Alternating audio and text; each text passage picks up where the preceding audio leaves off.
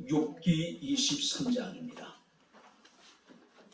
10절부터 17절까지 제가 공독해 드리도록 하겠습니다. 욥기 23장 10절부터 17절 말씀까지가 되겠습니다. 그러나 내가 가는 길을 그가 아시나니 그가 나를 단련하신 후에는 내가 순금같이 되어 나아오리라. 내 발이 그의 걸음을 바로 따라왔으며 내가 그의 길을 지켜 치우치지 아니하였고 내가 그의 입술의 명령을 어기지 아니하고 정한 음식보다 그의 입의 말씀을 기이 여겼도다. 그는 뜻이 일정하시니 누가 능히 돌이키랴. 그의 마음에 하고자 하시는 것이면 그것을 행하시나니 그런즉 내게 작정하신 것을 이루실 것이라. 이런 일이 그에게 많이 있느니라. 그러므로 내가 그의 앞에서 떨며 지각을 얻어 그를 두려워하리라. 하나님이 나의 마음을 약하게 하시며 전능자가 나를 두렵게 하셨나니 이는 내가 두려워하는 것이 어둠 때문이나 흑암이 그 얼굴을 가렸기 때문이 아니로다. 아멘. 하나님의 은혜와 사랑을 진심으로 감사합니다. 마음을 보고 뜻을 보고 정성을 모아 살아계신 하나님을 예배케 하시고 이 시간 주의 말씀을 청동할 수 있는 은총을 내려주심을 감사를 드립니다. 말씀이 우리에게 기쁨이 되게 하시고 말씀이 우리에게 큰 위로가 되게 하시고 지친 영혼들이 말씀을 통해서 새 힘을 얻게 하옵소서. 예수님 이름으로 기도하옵나이다. 아멘. 할렐루야. 자, 우리 옆에 있는 분들과 하나님 우리와 함께 하십니다. 인사하겠습니다. 하나님 우리와 함께 하십니다. 할렐루야. 이스라엘에 가게 되면은 우리가 죽은 바다라고 불리어지는 사해라고 하는 바다가 있죠. 염분이 너무 많아가지고 생물이라고는 살 수 없는 또 아무 쓸모없는 죽은 바다라 그래가지고 우리가 사해라고 이렇게 부르지요. 그런데 이 사해 밑바닥에는 엄청난 지하 광물 자원이 매장되어 있다는 것이 이제 확인이 되었습니다. 기사에 보게 되니까 그 공업 원료인 그 브로마인이라고 하는 이 광물이 거기에 정말 무궁무진하게 매장되어져 있는데 인류가 1000년을 써도 남아돌 정도로 어마어마한 매장량이 그 안에 들어있다고 합니다. 최근에 이제 방송에서도 이제 사회를 이렇게 이제 연예인 들어가가지고 이렇게 무슨 행사를 하는 것을 봤는데 이제는 그야말로 전 세계에서 수많은 사람들이 그 사회를 찾는 유명한 관광지가 됐죠. 사회 주변으로 바로 사회에 나는 원료를 중심으로 한 여러 가지 공장들이 들어서기도 하고 또 병원들이 들어서기도 하고 호텔들도 들어서기도 한다고 이야기를 합니다. 뿐만 아니라 이 사회는요 일반적인 지역보다는 산소가 20%가 더 들어있다고 합니다. 사해 밑바닥에 있는 그 진흙은요 화장품을 만드는 굉장히 중요한 재료가 된다라고 이야기를 합니다. 사해는 버릴 것이 하나도 없다라고 하는 겁니다. 죽은 바다가 지하 자원의 보고가 되어져 버린 거예요. 자, 그런 측면에서 보게 되면 하나님께서는 이 땅에 필요 없는 것을 하나도 만들지 않았다라고 하는 것을 우리는 깨닫게 됩니다. 그래서 성경은 우리가 감사함으로 받으면 버릴 것이 하나도 없나니. 할렐루야.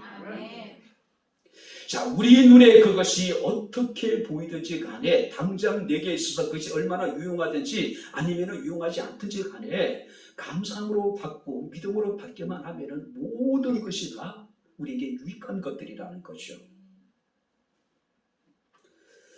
수천 년 동안 죽은 바다라고 불리졌던 그 사회가 이제는 이스라엘 사람들에게서 가장 유익하고 이스라엘의 경제적인 부를 뒷받침해 주는 소중한 장소가 되어졌다는 사실이에요.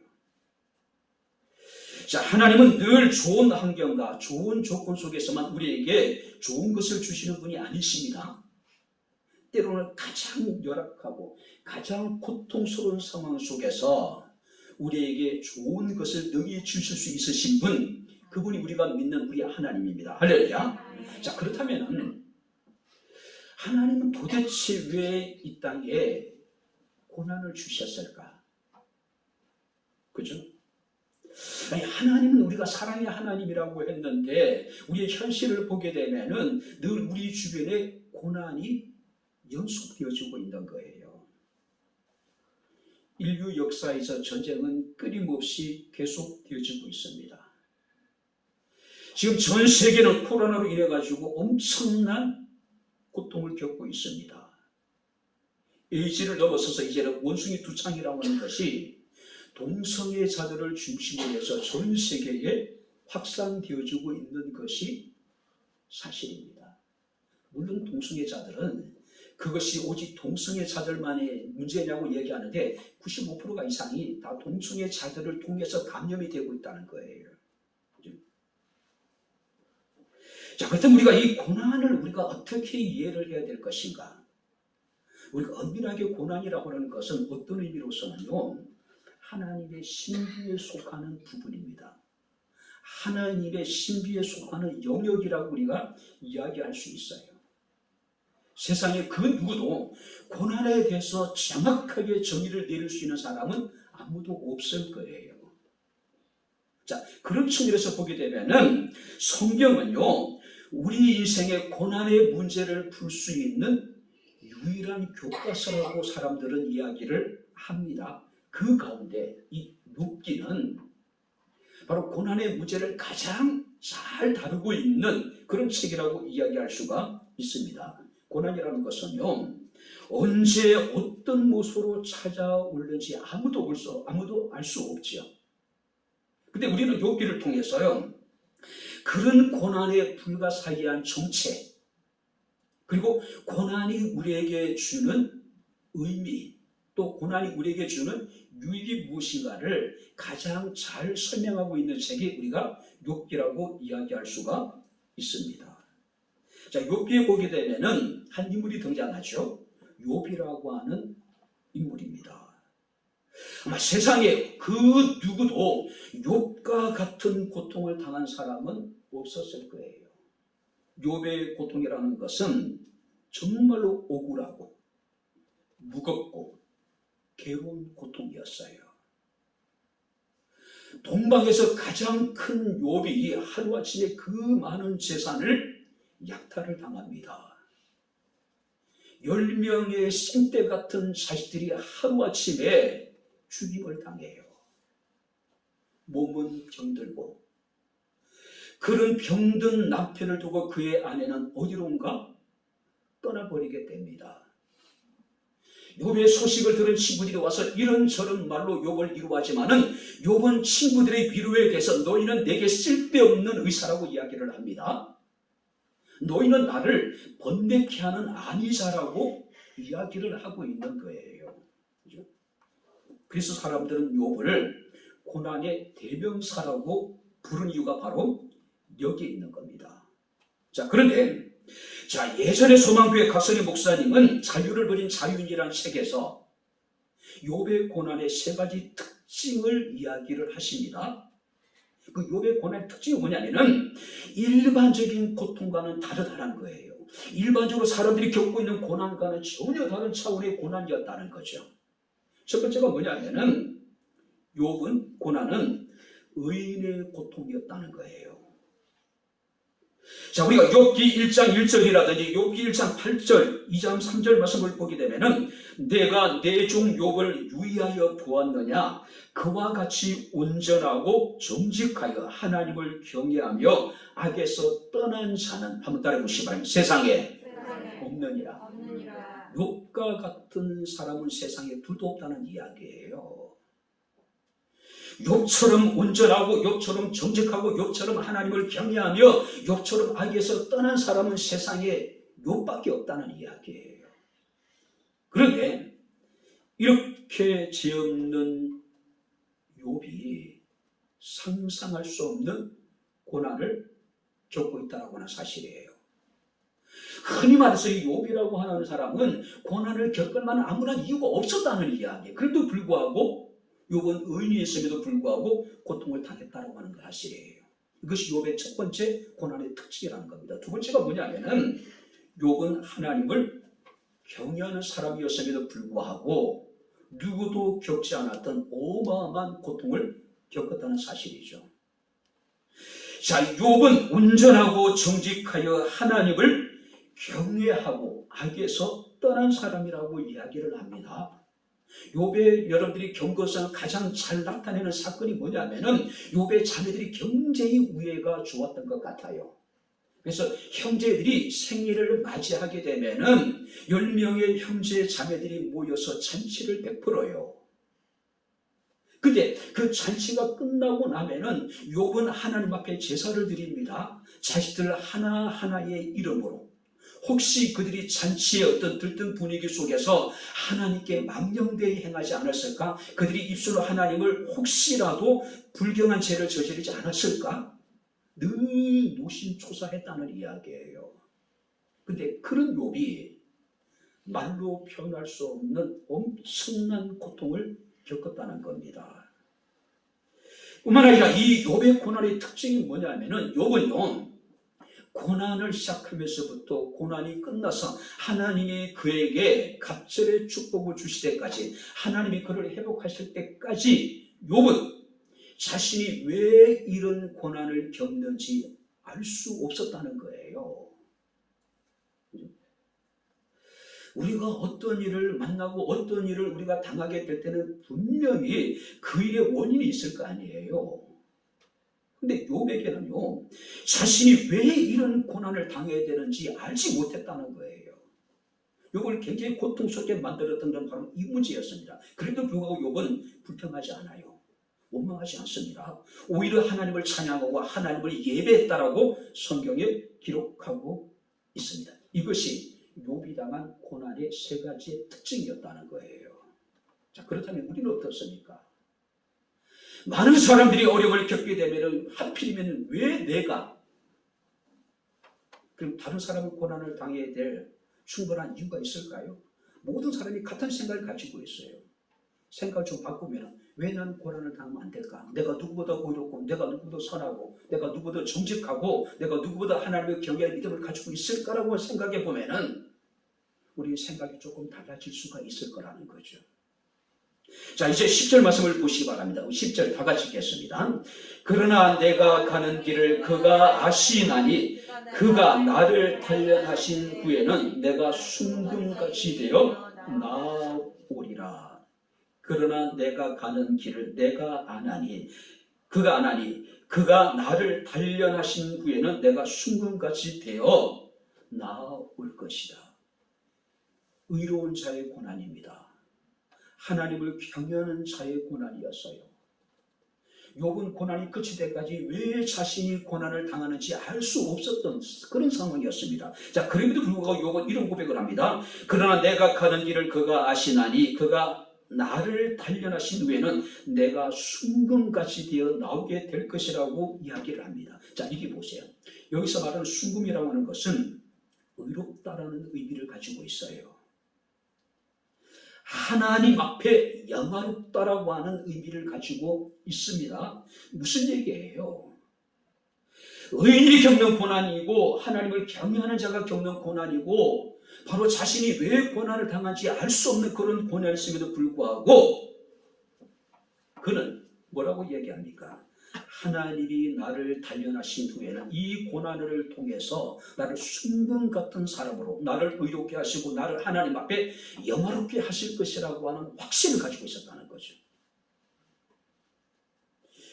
욥의 친구들은요, 욥의 고난에 대해서 욥에게 드러나지 않는 죄에 대한 하나님의 심판으로 규정을 했어요. 그래서 욥의 친구들이 끊임없이 계속해서 욥을 비난을 합니다. 인과응보라는 거죠. 근데 욥은 그렇게 생각하지 않았어요. 친구들과 같이 자신이 겪게 되는 그 고난이 인간부의 결과라고 생각하지 않았고, 그는 운명론에 빠지지도 않았고, 더 나아가서 그는 고난 앞에서 비관론에 사로잡히지도 않았다는 이야기예요. 그렇기 때문에 그는 원망하지 않았습니다. 불평하지 않았습니다. 바로 고난 속에서 그는 하나님을 찾고 하나님의 뜻을 구하고 궁극적으로 하나님의 선하심을 그는 확신했기 때문에 성경 말씀에 그가 나를 단련하신 후에는 내가 순금같이 되어 나오게 될 것이라고 이야기하고 있음을 우리가 보게 됩니다. 한마디로 욥에게서 고난은 하나님이 자신을 단련하시는 과정이라고 확신을 한 거예요. 그 단련의 과정은 뭡니까? 내가 하나님 앞에 순금 같은 사람이 되게 될 것이다. 내가 어려워지게 될 것이고 내가 하나님 앞에 영화롭게 되게 될 것이라고 그는 고백하고 있는 겁니다. 야고보서 1장 1절 말씀을 보게 되면 너희가 여러 가지 시험을 당하거든 온전히 기쁘게 여기라. 이는 너의 믿음의 시련이 인내를 만들어내는 줄 알미라고 이야기를 합니다. 그리고 말씀하시기를 인내를 이루라고 이야기를 해요. 왜냐하면 너희는 인내를 통해서 온전하고 구비하여 하나님 앞에 부족함이 없는 사람이 될 것이라고 이야기를 합니다. 욥의 고백과 일맥상통하지 않아요. 여러 가지 시험, 견딜 수 없는 많은 아픔, 그런 슬픔, 고난이 우리에게 찾아오더라도 너희는 그 고난을 기쁘게 여기라. 여기서 기쁨이라는 것은 마지 못해서 우리가 기뻐하는 것이 아니라 세상의 기쁨이에요. 감격을 가지고 이 고난을 쌍수를 들어서 환영하라는 이야기예요. 왜냐하면 너희가 겪는 고난으로 인하여서 너희가 온전하게 될 것이고 하나님 앞에 구비된 사람이 될 것이고 하나님 앞에 조금 더 부족함이 없는 온전한 하나님의 사람이 될 것이기 때문에 고난을 기뻐하라, 환영하라는 이야기예요. 자, 그렇다면 여기서 욥이 바로 그가 나를 단련하신 후에는 내가 순금같이 되어 나오리라는 이 고백 속에는요, 하나님에 대한 욥의 신앙의 고백이 들어있는 거예요. 자, 오늘 욥이 고통 속에서 만난 하나님은 어떤 하나님이셨을까?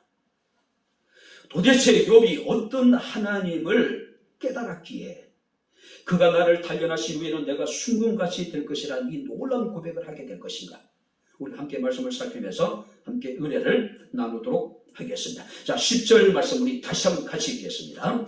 그러나 내가 가는 길을 그가 아시나니 그가 나를 단련하신 후에는 내가 순금같이 되어 나오리라. 그러나 내가 가는 길을 그가 아시나니.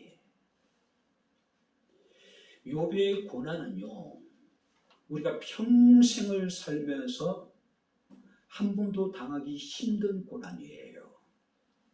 그죠? 동방의 가장 큰 자. 그러니까 쉽게 우리로 얘기하면은 재벌이에요. 거기다가 10명의 정말로 형제 우애가 특별한 자녀들이 있었고 사랑하는 아내가 있었고 몸도 건강하고 정말로 좋은 친구들도 있었고 그런데 모든 것을 한순간에 다 잃어버린단 말이에요. 그래서 이 욥은 고난을 겪으면서 그가 제일 먼저 한 게 뭐냐면은 우리가 8절 9절 말씀 보니까 이렇게 경고하고 있습니다. 그런데 내가 앞으로 가도 그가 아니 계시고 뒤로 가도 보이지 아니하며 그가 왼쪽에서 일하시나 내가 만날 수 없고 그가 오른쪽으로 돌이키시나 뵐 수도 없다라고 이야기를 하고 있어요. 하나님을 찾았어요. 왜 자신이 이런 고난을 겪는지 하나님 앞에 묻기를 원했습니다. 하나님의 뜻을 알기를 원했어요. 그런데 문제는 하나님은 그의 고난 앞에 끝없이 침묵하시는 겁니다. 아무리 하나님을 찾았지만 하나님을 볼 수도 없었고 하나님을 만날 수도 없었습니다. 그런 중에도 욥은 놀라운 고백을 합니다. 그러나 내가 가는 길을 그가 아십니다. 할렐루야. 하나님이 계시다면 한 번이라도 내게 당신 자신을 나타내신다면 내가 어떤 고난도 견디고 이겨내갈 수 있을 것 같은데 욥과 같이 정직하고 의롭고 온전하고 하나님을 경외하며 악에서 떠난 세상에 둘도 없는 그런 믿음의 사람이었음에도 불구하고 그 고난 앞에서 하나님 당신 자신을 나타내지 않으신 거예요. 욥의 고난 앞에 하나님은 끝없이 침묵하고 계신 거예요. 그러나 내가 가는 길을 그가 아십니다. 현대인의 성경은 이 부분을 이렇게 번역해 놨습니다. 하나님은 내가 발 한 번 옮기는 것을 다 알고 계십니다. 할렐루야. 일거수일투족. 내가 손 한 번 들고 발 한 번 옮기는 것도 하나님께서는 다 알고 계시다는 이야기예요. 하나님은 침묵하시고 하나님을 뵐 수도 없고 하나님을 만날 수도 없지만 그러나 하나님은 내가 가는 길을 아십니다. 아무리 하나님을 찾아도 하나님을 만날 수가 없었어요. 하나님을 볼 수가 없었습니다. 하나님은 나의 고난 앞에서 지금 침묵하고 계신 거예요. 그럼에도 불구하고 내가 가는 길을 그가 알고 계십니다라고 지금 고백하고 있는 거예요. 12절 말씀을 보시기 바랍니다. 내가 그의 입술의 명령을 어기지 아니하고 정한 음식보다 그의 입의 말씀을 기이 여겼다고 이야기를 합니다. 그리고 11절 말씀을 보세요. 내 발이 그의 걸음을 바로 따라갔으며 내가 그의 길을 지켜서 치우치지 아니하였다고 이야기를 하고 있어요. 바로 자신의 살아온 지난날의 삶에 대해서 욥은 이렇게 고백합니다. 내 발이 그의 걸음을 바로 따라갔고 내가 그의 길을 지켜 치우치지 아니하였고 내가 그의 입술의 명령을 어기지 아니하였고 정한 음식보다도 그의 입의 말씀을 기이 여겼다. 무슨 얘기예요? 욥은요, 하나님께서 자신에게 허락하신 그 길을 따랐고 믿음을 따라 살아가면서 그는 좌로나 우로나 치우치지 아니했다고 이야기하고 있어요. 뿐만 아니라 그는 하나님의 말씀을 귀하게 여겼는데 그는 한 번도 하나님의 말씀을 어긴 적이 없다고 이야기하고 있어요. 중요한 것은 그가 하나님의 말씀을 어느 정도 귀하게 여기냐면 정한 음식. 우리는 하루에 3끼씩 여러분들이 밥을 먹잖아요. 욥은 자기 자신이 정한 음식, 바로 하루에 3끼 우리가 식사하는 것보다도 하나님의 말씀을 귀하게 여겼다는 이야기예요.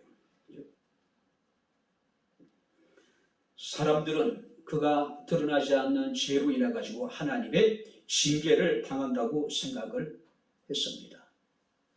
말로 표현하기 힘든, 견디기 힘든 말로 욥의 상처를 그들은 여러분들이 더 힘들게 만들었어요. 근데 욥은 고백합니다.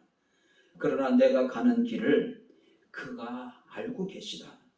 무슨 얘기일까요? 내가 지금까지 어떻게 살아왔는지 하나님을 알고 계신다. 지금은 내가 하나님을 볼 수 없고 하나님을 만날 수도 없고 하나님은 나의 문제에 대해서 침묵하고 있지만은 내가 어떤 길을 가게 될는지 하나님은 다 알고 계시다는 이야기예요.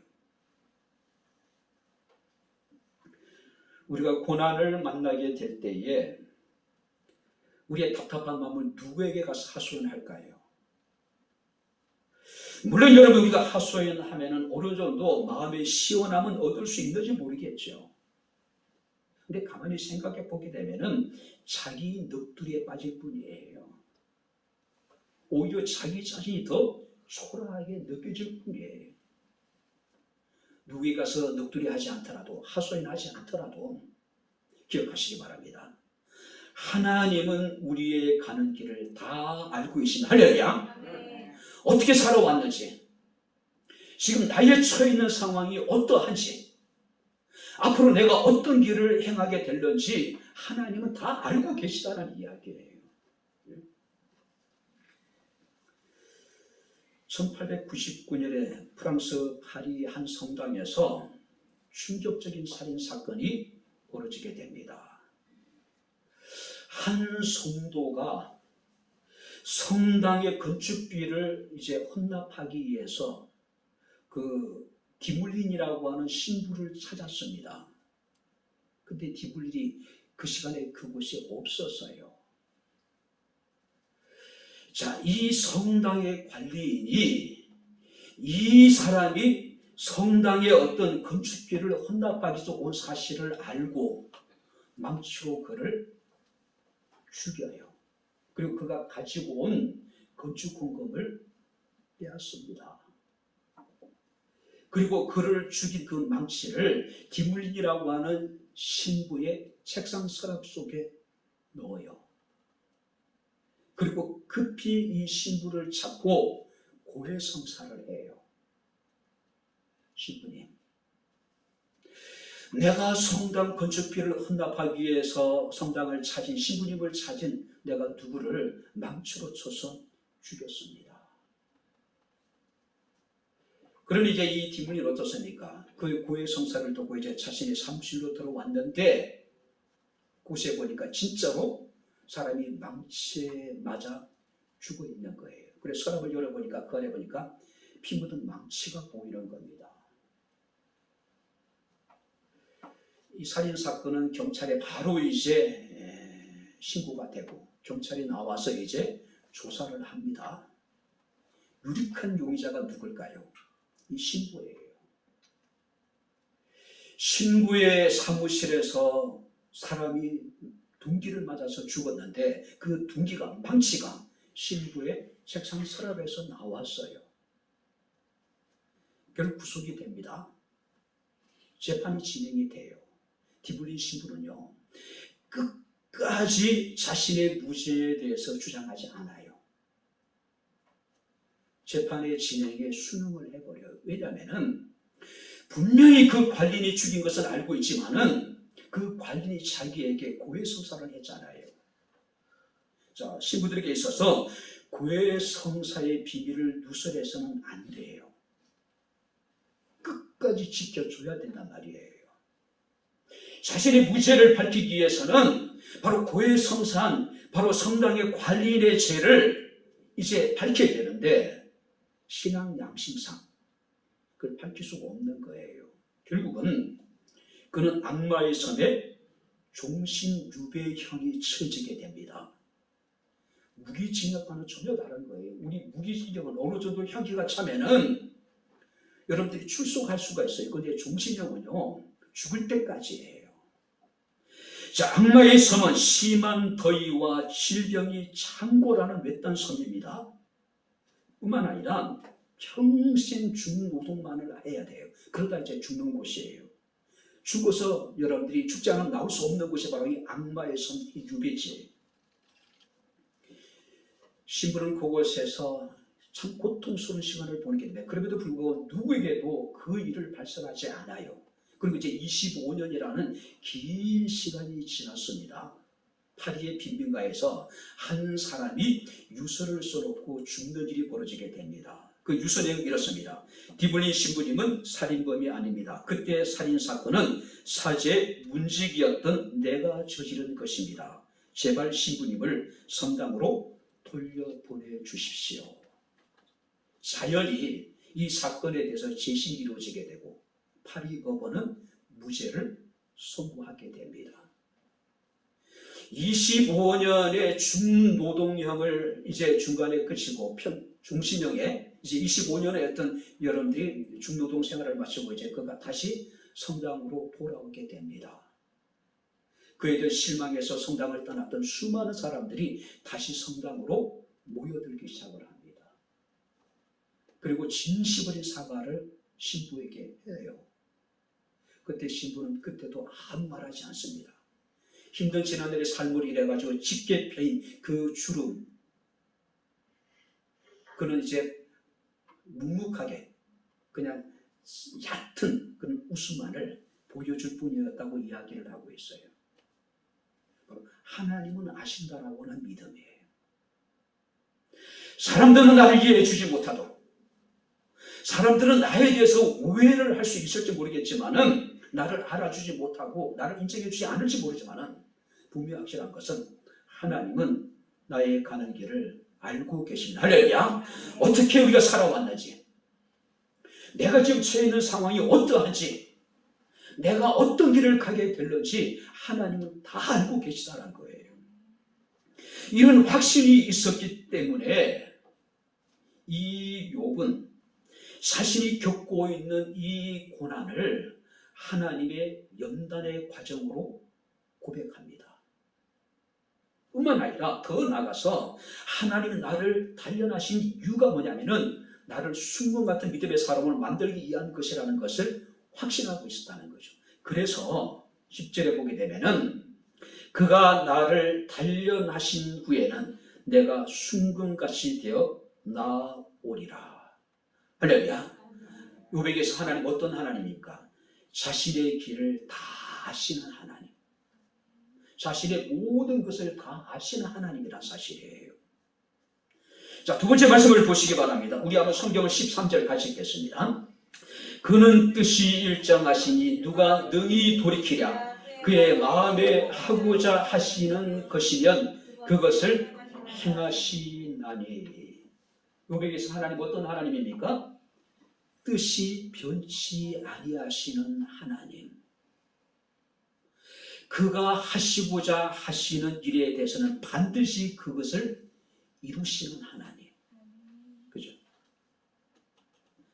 하나님은 스스로 모든 것을 기획하시고, 하나님은 당신이 기획한 것을 변경하시거나 그것을 결코 돌이키시는 하나님이 아니라는 겁니다. 욥은 그것을 지금 깨달은 거예요.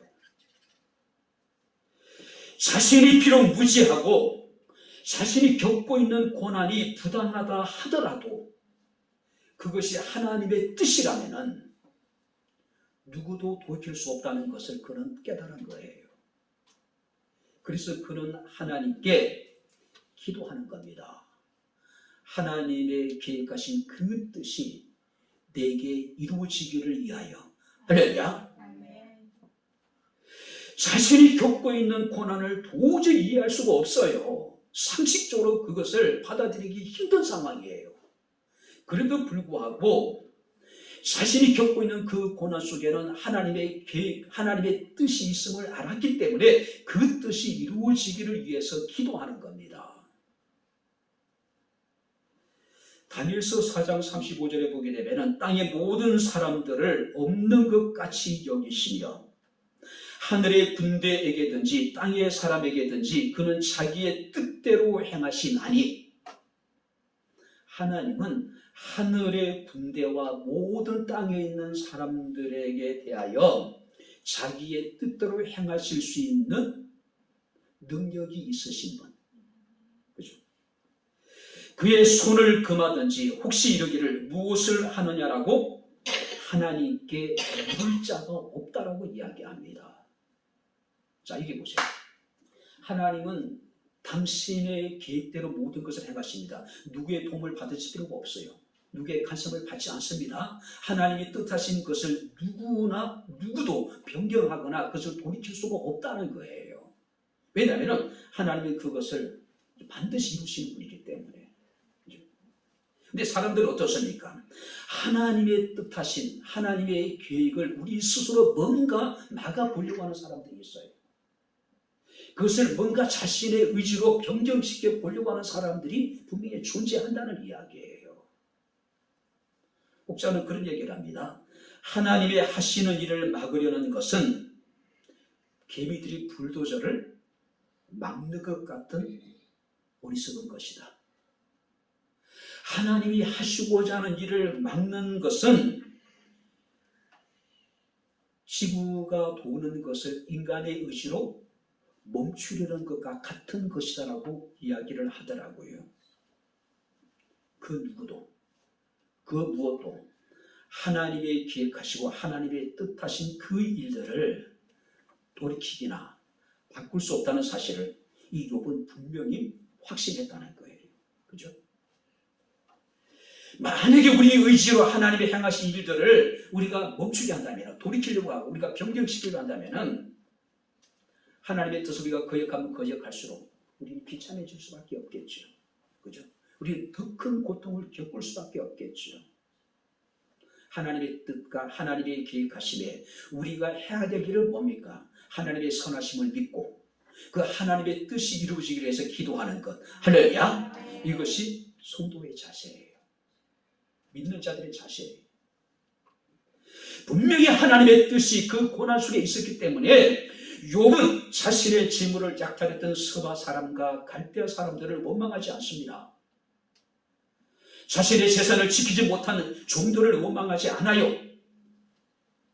하나님을 저주하고 죽으라고 모든 것 떠나버린 자신의 아내를 원망하지 않습니다. 쓸데없는 의사처럼 번뇌케 하는 아내자처럼 오히려 자신을 힘들게 하는 친구들을 원망하지도 않습니다. 욥기 말씀을 보게 되면은 욥이 일어나 겉옷을 찢고 머리털을 밀고 땅에 엎드려 한번 따라해 보시기 바랍니다. 예배하며. 욥도 우리와 같은 성장을 가진 사람이에요. 고난 앞에서 자기들의 죽음 앞에서 그도 겉옷을 찢습니다. 머리털을 밀어요.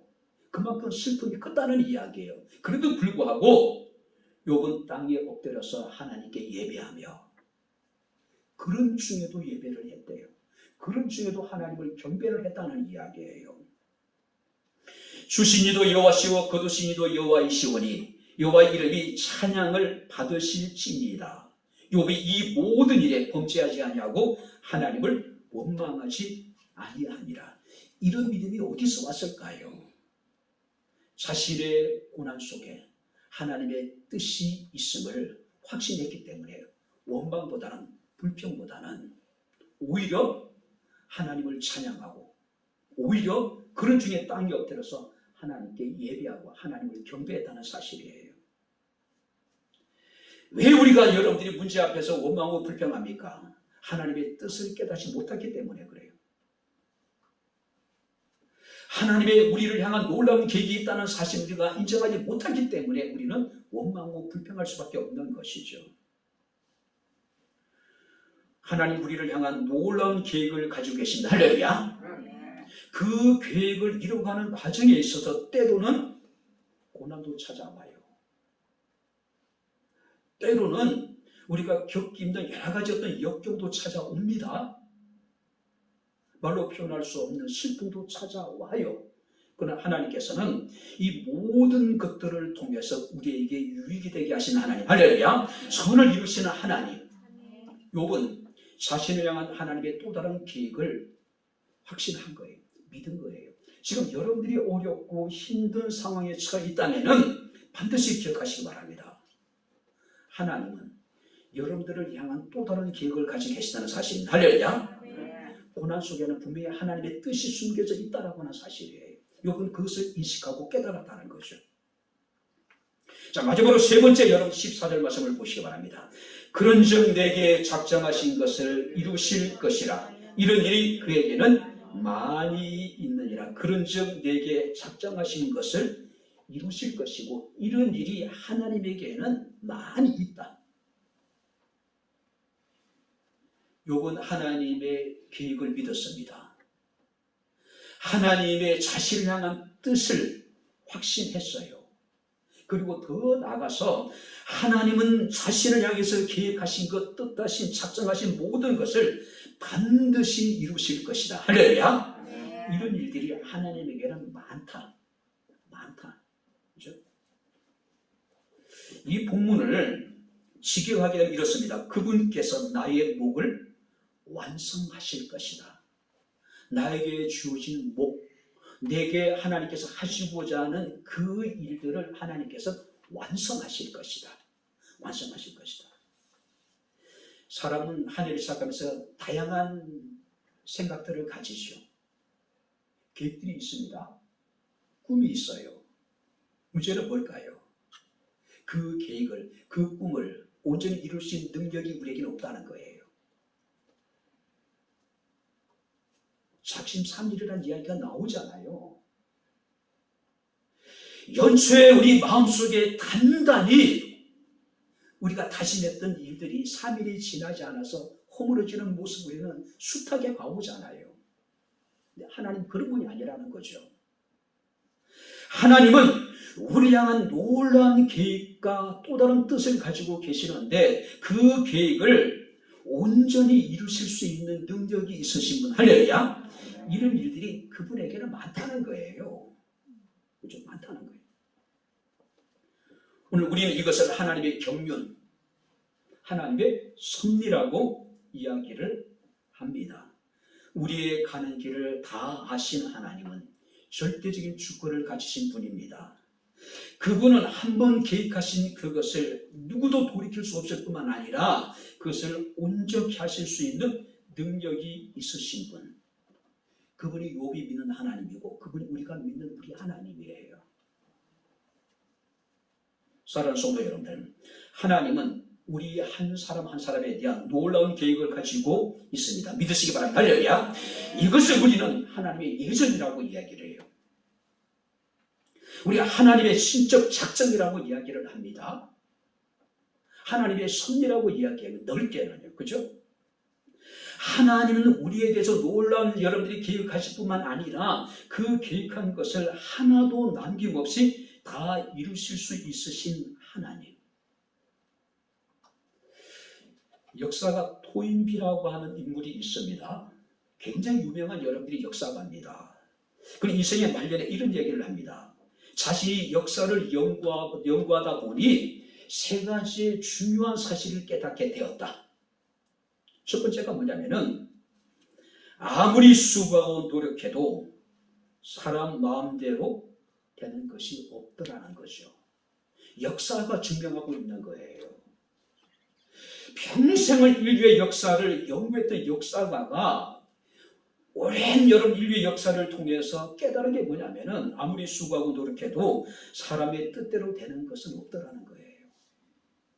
두 번째 깨달은 게 뭐냐면은 모든 것이 하나님의 뜻대로 이루어지더라는 거예요.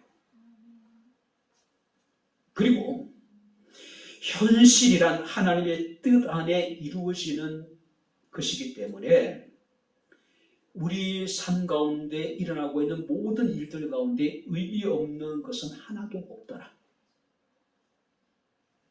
인생이란 내 뜻대로 되는 것이 아니라 하나님의 뜻대로 이루어지는 것입니다. 할렐루야. 그렇기 때문에 우리가 겪는 크고 작은 모든 일들은 의미 없는 것이 하나도 없는 거예요. 그래서 혹자는 이야기합니다. 고통에도 의미가 있습니다. 고통 속에는 하나님의 놀라운 계획이 있습니다. 고통 속에는 하나님의 우리를 향한 놀라운 뜻이 들어 있습니다. 그래서 우리 그리스도인은 고난 속에서 의미를 찾고 고난 속에서 그 의미를 찾을 뿐만 아니라 그것을 우리가 신앙적으로 해석하는 사람들이 우리가 그리스도인이에요.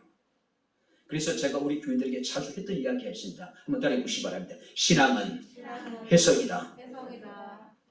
같은 상황 속에 같은 일을 만나도 그걸 어떤 관점에서 바라보고 어떻게 해석하느냐에 따라서 신앙의 사람과 믿지 않는 사람의 차이가 나타나게 되는 거예요.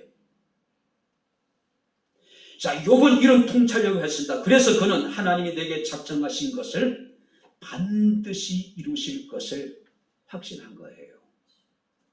근데 중요한 것이 있습니다.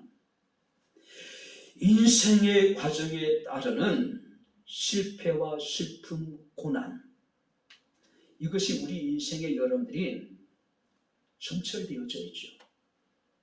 우리는 고난의 소용돌이 속에서 평생 우리가 살아가요. 내가 원하든 원하지 않든 간에 내 의지와는 관계없이요. 그러나 하나님의 뜻의 결말은 뭘까요? 우리가 로마서 8장 28절에 우리가 알거니와 하나님을 사랑하는 자 곧 그의 뜻대로 부르심을 입은 자들에게는 모든 것이 합력하여 한번 따라해 보시기 바랍니다. 선을 이루느니라. 할렐루야. 우리는 고난의 소용돌이 속에서 정신없이 살아갑니다. 늘 우리는 쫓기다시피 여러분들이 지금 살아가고 있어요. 그러나 하나님의 계획과 하나님의 뜻의 궁극적인 결말은 뭘까요? 우리에게 선을 이루어 주신다는 거예요. 욥은 그것을 확신한 거예요. 하나님께서 우리에게 작정하신 것을 이루시기 위하여서 때로는 실패를 주기도 하시고 아픔을 주기도 하고 질병을 주기도 하고 슬픔을 주시기도 하신다는 겁니다. 그러나 최종적인 결과는 우리에게 유익이 되게 하십니다. 할렐루야. 우리에게 최선의 것을 하나님께서 우리를 위해서 예비해 주셨다는 거죠. 그래서 욥은 그가 나를 단련하신 후에는 내가 순금같이 되어 나오게 될 것이라고 이야기를 합니다. 사랑하는 성도 여러분들, 고난은 하나님의 작정을 이루시기 위한 용광로와 같은 거예요. 욥의 표현입니다. 그죠? 국자는 이르기를 하나님의 축복은 고난의 보자기에 쌓여서 온다라고 이야기합니다. 그래서 고난은 하나님의 위장된 축복이라고 이야기를 하고 있습니다. 오늘 어떤 상황 속에서도 하나님이 우리를 향한 놀라운 계획을 가지고 계실 뿐만 아니라 우리를 향한 그 계획하신 선하신 뜻을 반드시 이루실 수 있는 하나님, 그가 우리 하나님입니다. 할렐루야. 바로 욥이 만난 하나님이 바로 그런 하나님이에요. 우리가 욥기 42장 5절 말씀을 보게 되면은 욥의 마지막 여러분들이 고백이 나옵니다. 내가 죽게 대하여 귀로만 듣기만 하였사오나 이제는 눈으로 주를 배웠나이다. 무슨 얘기일까요? 자신이 고난을 겪기 전에는 하나님에 대해서 귀로만 듣는 신앙이었어요. 지금 우리 신앙이에요. 그런데 고난을 통과하면서 그는 살아계신 하나님을 눈으로 보게 되었다라고 이야기를 하고 있는 거예요. 귀로 듣는 추상적이고 관념적이고 이론적인 신앙이 아니라 살아계신 하나님을 눈으로 목격할 수 있는 실제적인 신앙의 사람들이 될 수 있기를 주님 이름으로 축원합니다. 불같던 시험을 겪고 욥이 마지막에 그가 깨달은 것이 뭘까요? 당시에는 이해할 수가 없었어요. 하나님은 자신의 고난에 대해 침묵하셨습니다. 하나님을 뵐 수도 없었고 하나님을 만날 수도 없었습니다. 그러나 엄청난 고난을 통해서 욥은 하나님에 대해서 귀로 듣는 신앙에서 눈으로 보는 신앙으로 그가 완전히 변화됐다는 거죠. 로마서 12장 2절에 바울은 로마교회 성도들에게 이런 이야기를 합니다. 너희는 이 세대를 본받지 말고 오직 마음을 새롭게 함으로 변화를 받아 하나님의 선하시고 하나님이 기뻐하시고 하나님의 온전하신 뜻이 무엇인지를 분별하도록 하라고 우리에게 말씀하고 있습니다. 하나님의 계획, 하나님의 우리를 향한 놀라운 계획, 하나님의 뜻일 텐데 우리는 그 문제 앞에서 나타난 현상만 보고 좌절하고 절망하고 원망하고 불평하지 말고 하나님의 뜻이 어디 있는지, 하나님 무엇을 기뻐하시는지, 하나님의 온전하신 뜻이 무엇인지를 여러분들이 분별하는 것이 신앙이라는 거죠. 이제 말씀을 정리하도록 하겠습니다.